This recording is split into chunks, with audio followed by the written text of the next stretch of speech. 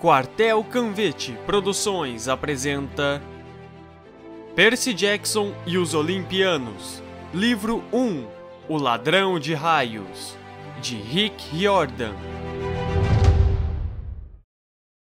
9. Oferecem-me uma missão. Na manhã seguinte, Kiro me mudou para o chalé 3. Não tive de compartilhá-lo com ninguém.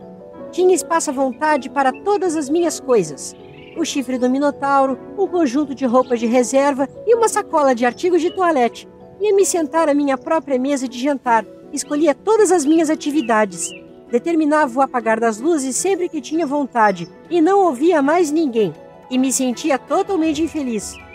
Bem, quando começava a me sentir aceito, a sentir que tinha um lar no chalé 11 e poderia ser um garoto normal, ou tão normal quanto é possível quando se é um meio-sangue, fui separado como se tivesse alguma doença rara. Ninguém mencionou o cão infernal, mas tive a sensação de que estavam todos falando sobre isso pelas minhas costas. O ataque assustara todo mundo.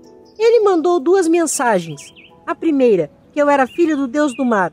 A segunda, que os monstros não mediriam esforços para me matar. Podiam até invadir um acampamento que sempre foi considerado seguro. Os outros campistas mantinham distância de mim na medida do possível. O chalé 11 estava agitado demais para receber aula de esgrima junto comigo depois do que eu fizera com o pessoal de Ares no bosque, e assim minhas aulas com Luke passaram a ser particulares. Ele me exigia mais do que nunca, e não tinha medo de me machucar. Você vai precisar de todo o treinamento que puder obter. Prometeu, enquanto trabalhávamos com tochas flamejantes e espadas. Agora vamos tentar de novo aquele golpe de decapitar víboras. Mais 50 repetições. Annabeth ainda me ensinava grego pela manhã, mas parecia distraída. A cada vez que eu dizia alguma coisa, ela fechava a cara, como se eu tivesse acabado de lhe dar um soco. Depois das aulas, ela ia embora resmungando consigo mesma. Missão. Poseidon? Grande porcaria. Preciso de um plano. Até Clarice mantinha distância, embora os olhares venenosos deixassem claro que queria me matar por ter quebrado sua lança mágica. Queria que ela simplesmente gritasse, me desse um soco ou alguma coisa assim. Era melhor me meter em brigas todos os dias a ser ignorado. Soube que alguém do acampamento andava ressentido comigo, porque uma noite entrei no meu chalé e achei um jornal horrível jogado porta adentro, um exemplar do New York Daily News, aberto na página Metrópole. Levei quase 1 hora para ler a matéria, porque quanto mais ficava zangado, mais as palavras pareciam flutuar da página. Menino, sua mãe ainda desaparecidos depois do estranho acidente de carro por Ellen Smith. Sally Jackson e seu filho Percy. Pera, sou eu? Ainda não foram encontrados 1 semana depois de um misterioso desaparecimento. O carro da família, um Camaro 1978, totalmente queimado, foi descoberto no último Camaro, sábado, em uma estrada ao norte de Long Island, com o teto arrancado e o eixo dianteiro quebrado. O carro havia capotado e derrapado por várias centenas de metros abaixo antes de explodir. Mãe e filho tinham ido passar um fim de semana em Montauk, mas saíram às pressas, sob circunstâncias misteriosas. Pequenos sinais de sangue foram encontrados no carro e perto da cena do desastre, mas não havia outros sumiços indícios dos Jacksons desaparecidos. Residentes da área rural declararam não ter visto nada de inusitado por volta da área do... Que palavra é essa aqui? Acidente. O marido da senhora Jackson, Gabe Ugliano, aquele porco, alega que o enteado Percy Jackson é uma criança problemática que foi expulsa de inúmeros internatos e demonstrou tendências violentas no passado. Aquele maldito. A polícia não disse se o filho Percy é suspeito do desaparecimento da mãe, porém não porém não descarta. O que quer dizer? A hipótese de crime. Abaixo estão fotografias recentes de Sally Jackson e Percy. A polícia solicita qualquer pessoa que tenha alguma informação que ligue gratuitamente para o DISC, denúncia de crimes, a seguir. O número do telefone estava circulado com marcador preto. Amarrotei o jornal e joguei fora. Depois me joguei em meu beliche no meio do chalé vazio. Apagar das luzes, disse para mim mesma arrasado. Naquela noite tive meu pior pesadelo até então. Eu corria pela praia no meio de uma tempestade. Dessa vez, havia uma cidade atrás de mim, não Nova York. O panorama era diferente. Os edifícios eram mais afastados uns dos outros. Havia palmeiras e colinas baixas à distância. 100 metros adiante, na arrebentação, 2 homens estavam brigando. Pareciam lutadores da TV, musculosos, com barbas e cabelos compridos. Ambos usavam túnicas gregas esvoaçantes, uma guarnecida de azul, a outra de verde. Atacavam-se, lutavam, chutavam e davam cabeçadas. E cada vez que se tocavam, caíam raios. O céu escurecia e os ventos sopravam. Eu precisava detê-los. Não sabia por quê, mas quanto mais eu corria, mais o vento me empurrava de volta. Até eu correr sem sair do lugar, os calcanhares se enterrando inutilmente na areia. Por cima do rugido da tempestade, pude ouvir o de túnica azul gritando para o de túnica verde. Devolva! Devolva! Era como se uma criança de jardim da infância estivesse brigando por causa de um brinquedo. As ondas ficaram maiores, arrebentando na praia e me borrifando com sal. Eu gritei: parem! Parem com isso! Parem de brigar! O chão estremeceu.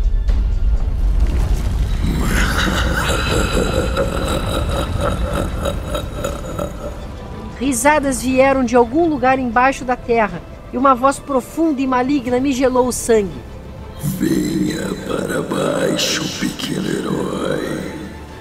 A voz sussurrou. Venha para baixo.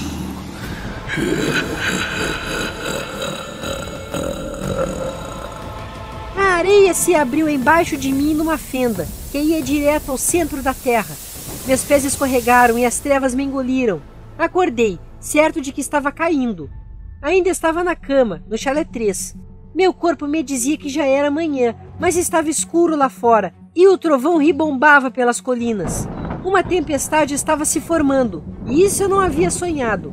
Ouvi um som oco à porta, o som de um casco batendo na soleira. Entre! Groover trotou para dentro, parecendo preocupado. O Sr. D quer vê-lo.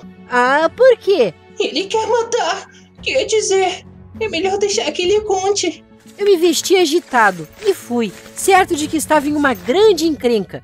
Havia dias que eu estava esperando uma convocação para a Casa Grande. Agora que tinha sido declarado filho de Poseidon, um dos 3 grandes deuses que não deveriam ter filhos, imaginei que o simples fato de eu estar vivo já fosse um crime.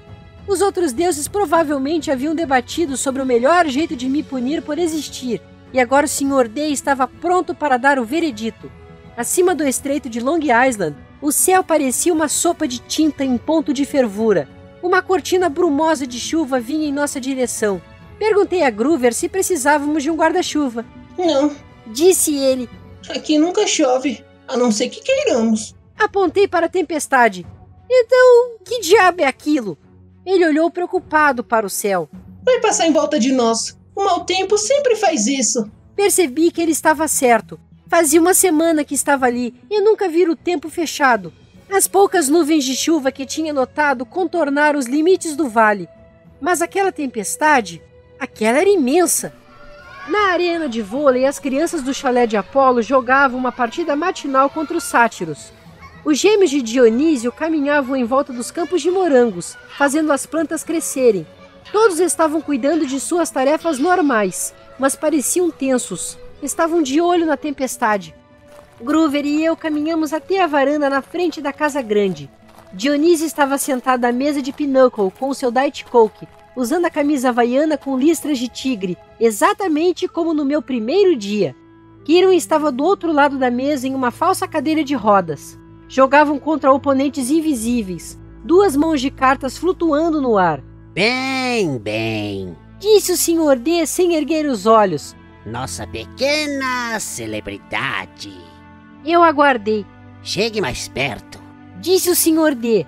e não espere que eu me prostre diante de você, mortal, só porque o velho Barbas de Craca é seu pai. Uma rede de raios brilhou através das nuvens. Um trovão fez tremer as janelas da casa.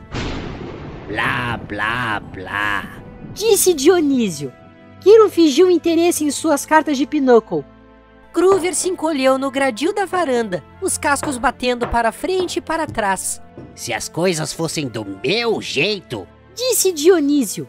eu faria suas moléculas irromperem em chamas. Nós varreríamos as cinzas e estaríamos livres de um monte de problemas.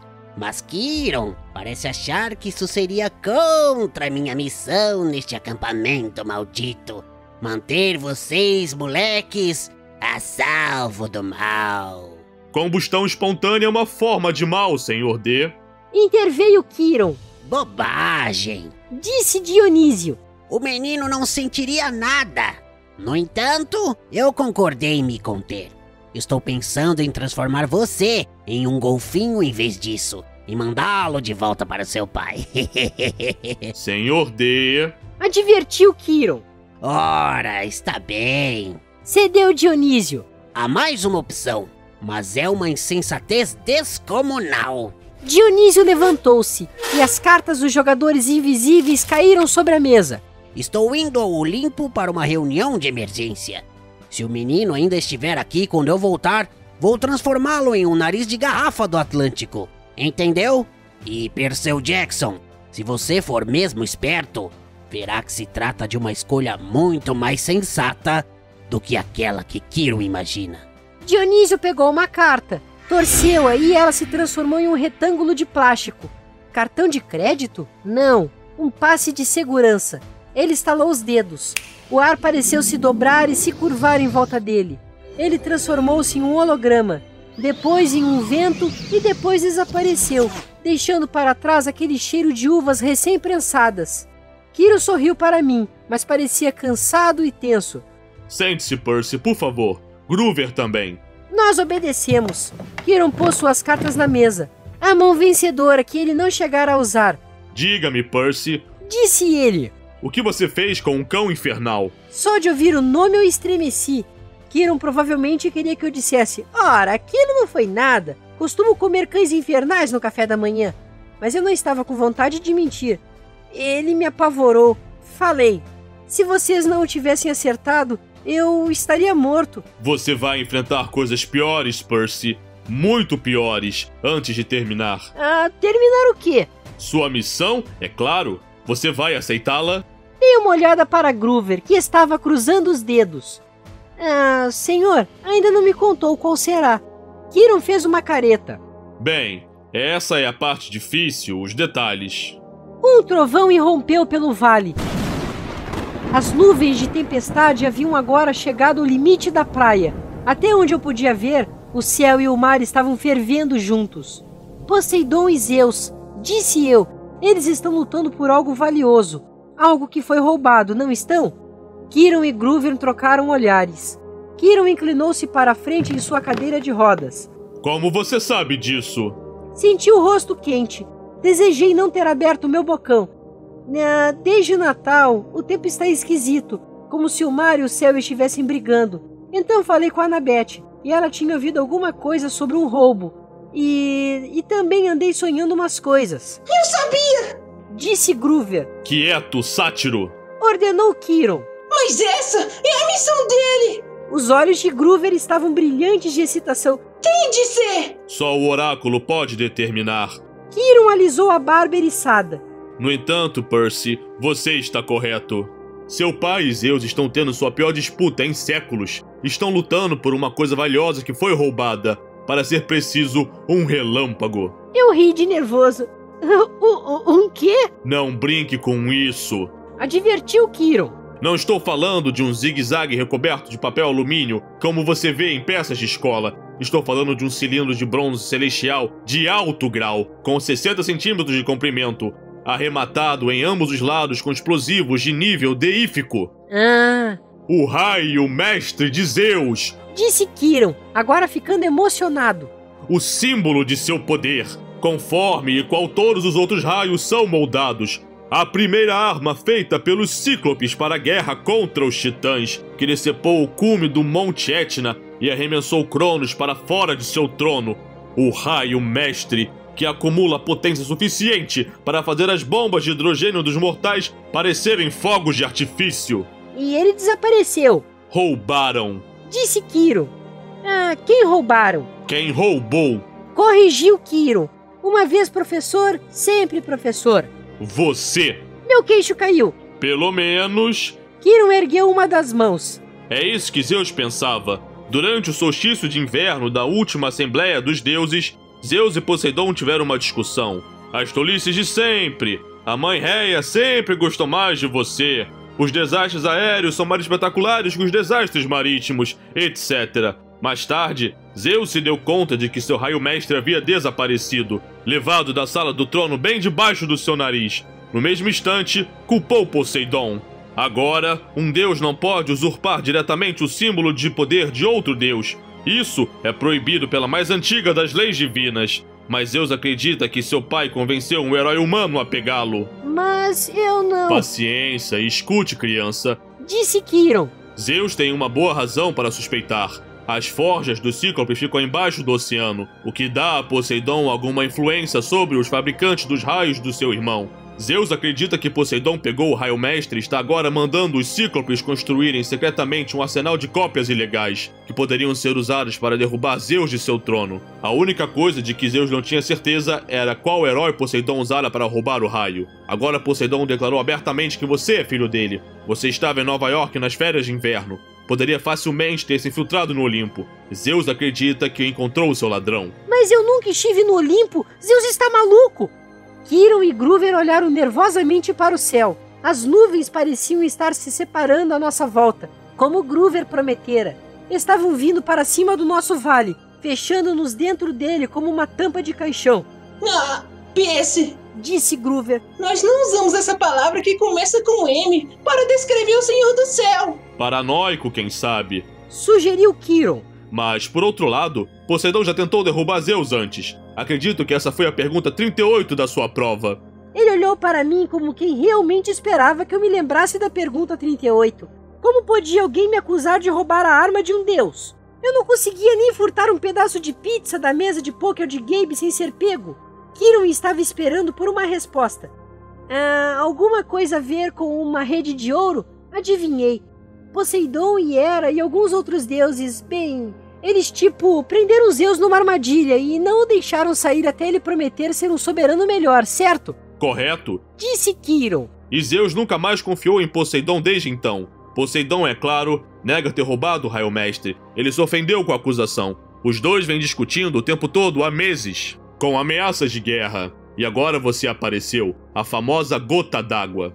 Mas eu sou apenas uma criança. Pense. Interveio Groover. Se você fosse Zeus e já achasse que o seu irmão estava planejando derrubá-lo, e então seu irmão subitamente admitisse que havia quebrado o juramento sagrado que fizera depois da Segunda Guerra Mundial e que era pai de um novo herói mortal que poderia ser usado como arma contra você, isso não o deixaria com a pulga atrás da orelha? Mas eu não fiz nada. Poseidon, meu pai, realmente não mandou roubar esse raio mestre, mandou? Kiron suspirou. A maioria dos espectadores inteligentes concordaria que o roubo não faz o estilo de Poseidon, mas o deus do mar é orgulhoso demais para tentar convencer Zeus disso. Zeus exigiu que Poseidon devolva o raio até o solstício de verão. Isso será em 21 de junho, 10 dias a contar de agora. Poseidon quer um pedido de desculpas por ser chamado de ladrão até a mesma data. Eu tinha esperanças de que a diplomacia prevalecesse, que Hera ou Deméter ou Hestia fariam os dois irmãos verem a razão. Mas a sua chegada inflamou o gênio de Zeus. Agora nenhum dos dois deuses quer recuar, a não ser que alguém intervenha. A não ser que o raio mestre seja encontrado e devolvido a Zeus antes do solstício, haverá guerra. E você sabe como poderia ser uma guerra total, Percy? Ruim? Adivinhei.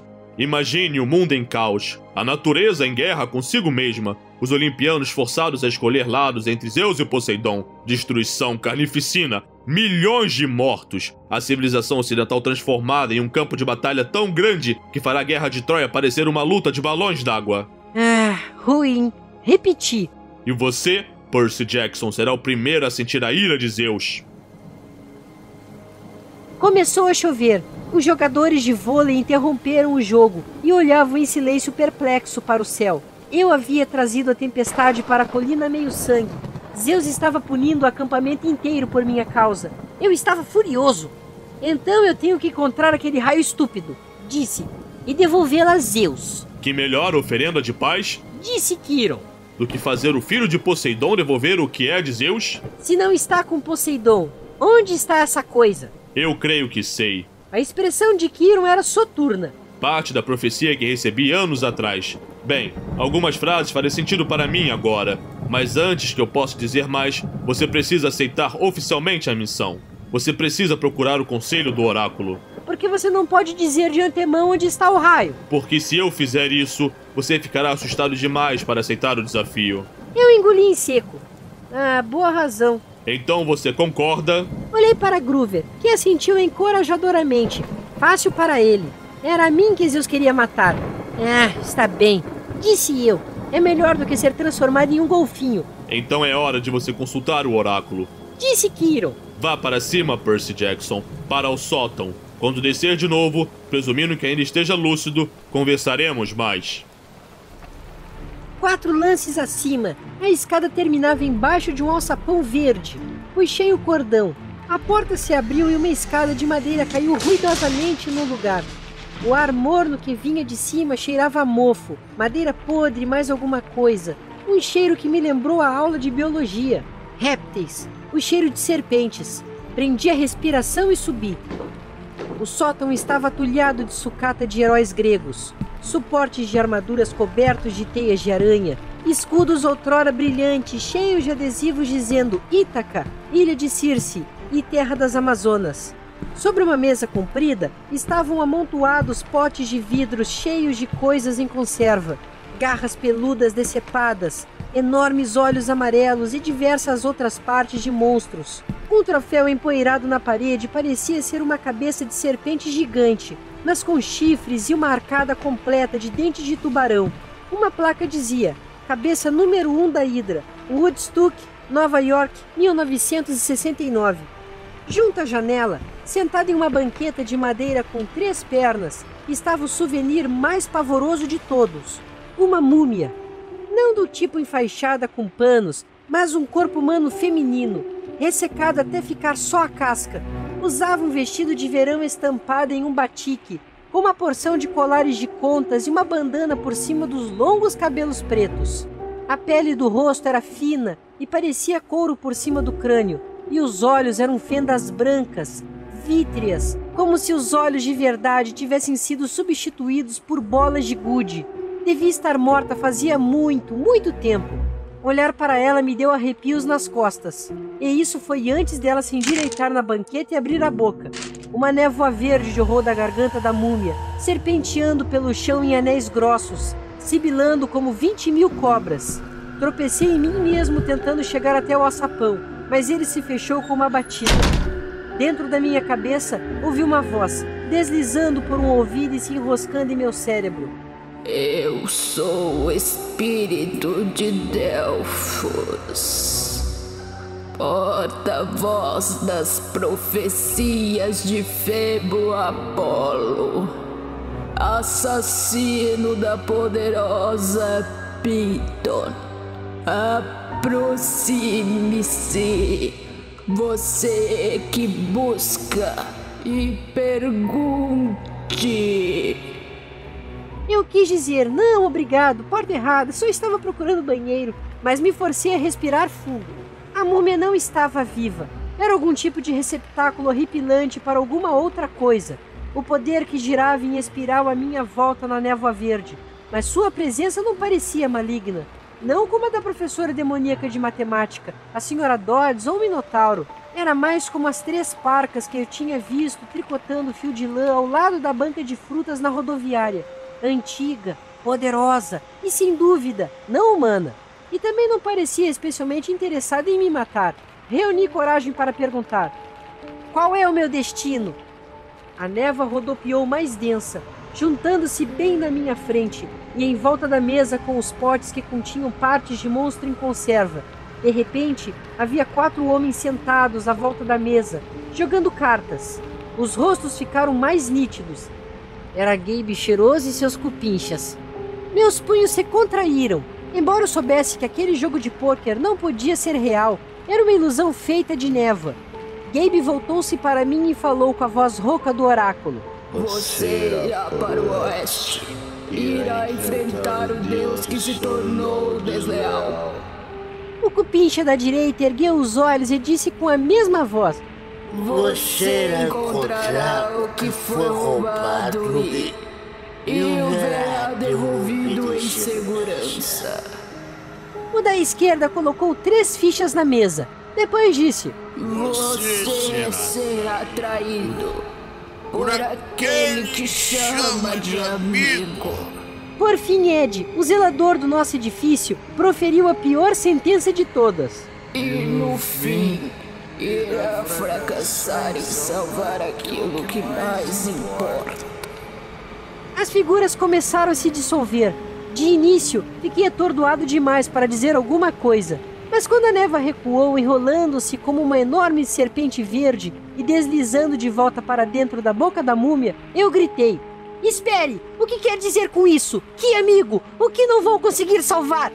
A cauda da serpente de névoa desapareceu na boca da múmia. Ela se reclinou de volta contra a cadeira.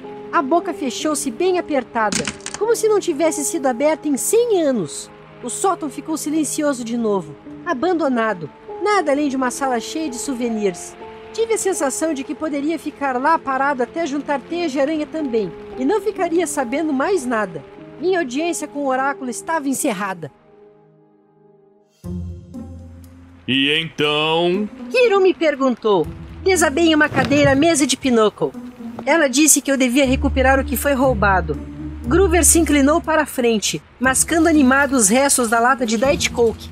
Isso é ótimo! O que foi que o oráculo disse exatamente? Pressionou Kiro. Isso é importante. Meus ouvidos ainda estavam tinindo com aquela voz reptiliana. Ela disse que eu iria para o oeste e enfrentaria um deus que se tornou desleal. Recuperaria o que foi roubado e devolveria em segurança. Eu sabia! Disse Groover. Kiro não pareceu satisfeito. Mais alguma coisa? Eu não queria contar a ele. Que amigo iria me trair? Eu nem tinha tantos assim. E a última sentença, eu fracassaria em salvar o que mais importa. Que tipo de oráculo me mandaria em uma missão e me diria: a propósito, você vai se dar mal, tá? Como eu poderia confessar aquilo? Não, falei, isso é tudo. Ele estudou meu rosto. Muito bem, Percy. Mas saiba disto, as palavras do oráculo frequentemente têm duplo sentido. Não se fie demais nelas. A verdade nem sempre fica clara até que os eventos aconteçam. Tive a sensação de que ele sabia que eu estava escondendo algo ruim e tentava fazer com que eu me sentisse um pouquinho melhor. Certo. Falei, ansioso por mudar de assunto. Então, aonde vou? Quem é esse deus do oeste? Pense, Percy. Disse Kiro. Se Zeus e Poseidon enfraquecem um ao outro numa guerra, quem tem a ganhar com isso? Algum outro que queira tomar o poder? Adivinhei. Sim, exatamente. Alguém que guarda um ressentimento, alguém que está infeliz com a parte que lhe coube desde que o mundo foi dividido eras atrás, cujo reinado se tornará poderoso com a morte de milhões. Alguém que odeia os irmãos por forçá-lo a um juramento de não ter mais filhos, um juramento que ambos agora quebraram. Pensei nos meus sonhos, na voz maligna que falara do fundo da terra. Hades. Kiron assentiu. O Senhor dos Mortos é a única possibilidade. Groover babou um pedaço de alumínio pelo canto da boca. Opa, espere! O quê? Uma das fúrias veio atrás de Percy. Lembrou Kiron. Ela observou o rapaz até ter certeza de sua identidade, e então tentou matá-lo. As fúrias obedecem a só um senhor, Hades. Sim, mas Hades odeia todos os heróis. Protestou Groover. Especialmente se tiver descoberto que você é filho de Poseidon. Um cão infernal conseguiu entrar na floresta. Continuou Kiron. Eles só podem ser convocados dos campos da punição, e ele tinha de ser convocado por alguém de dentro do acampamento. Hades deve ter um espião aqui. Ele deve suspeitar que Poseidon tentará usar Percy para limpar seu nome.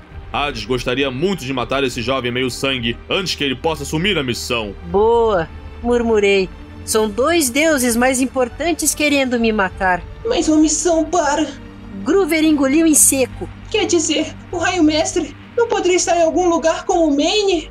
O Maine é muito agradável nesta época do ano. Hades enviou um protegido para roubar o Raio Mestre. Insistiu Quiron. Ele o escondeu no mundo inferior, sabendo muito bem que Zeus culparia Poseidon. Não pretendo entender perfeitamente os motivos do Senhor dos Mortos, ou por que ele escolheu esta época para começar uma guerra. Mas uma coisa é certa.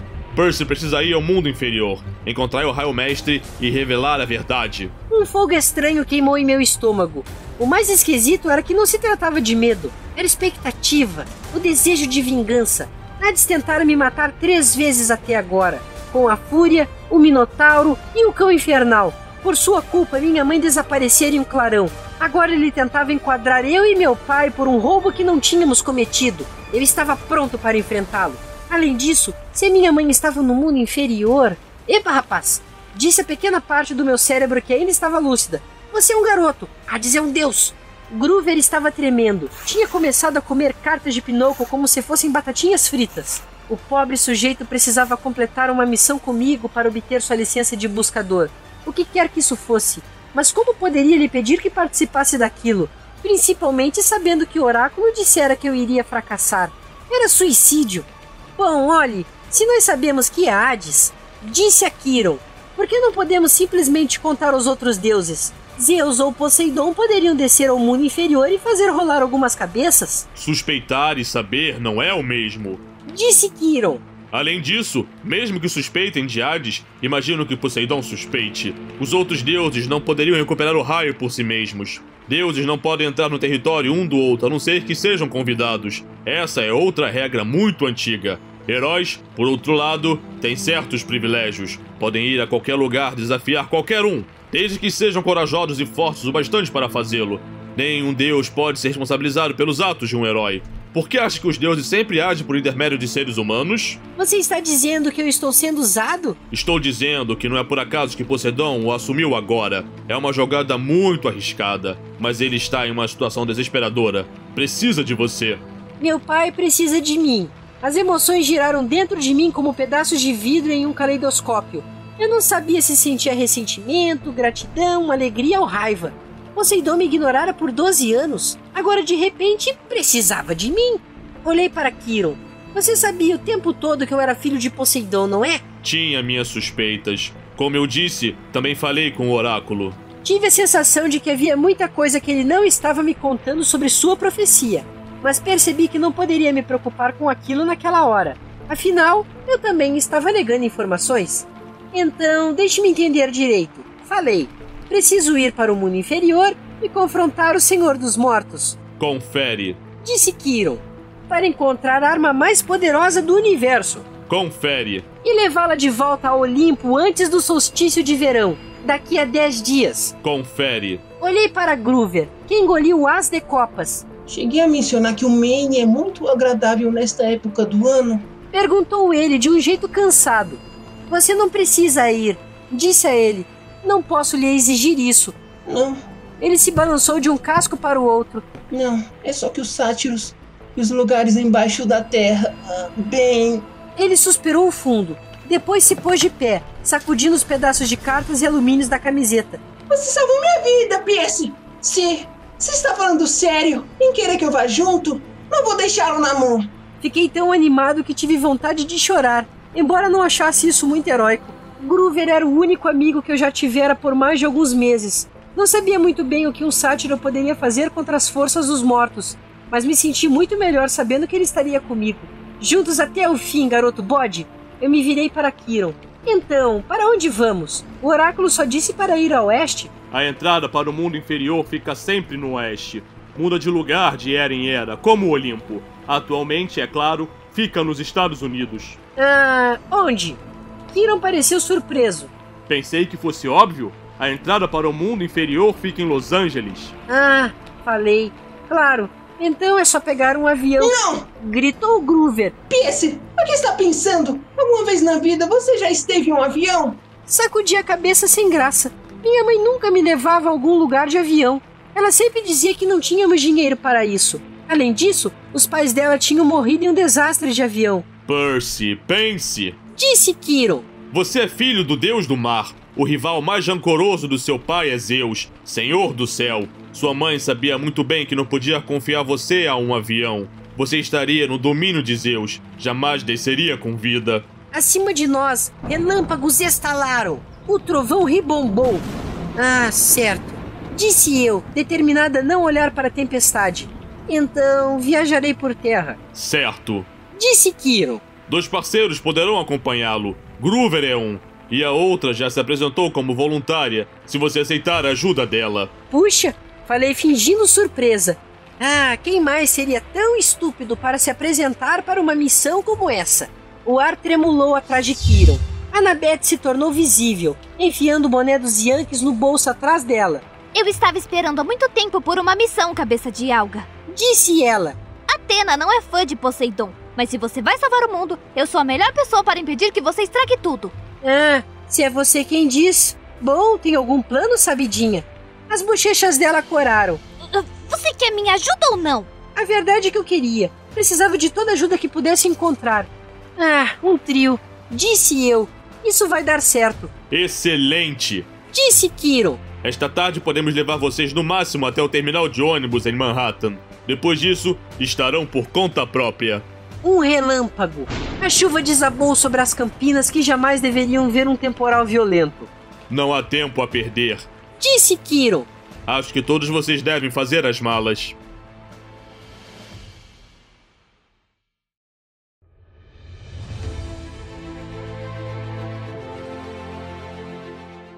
Percy Jackson e os Olimpianos. Livro 1. O Ladrão de Raios. Capítulo 9. Oferecem-me uma missão.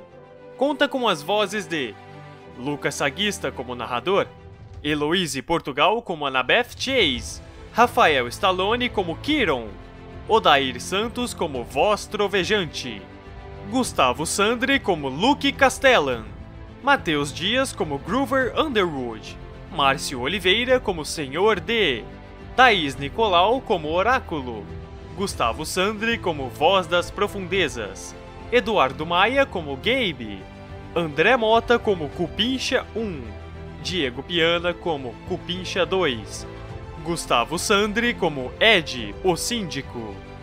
Direção: Lucas Saguista. Tradução: Ricardo Gouveia.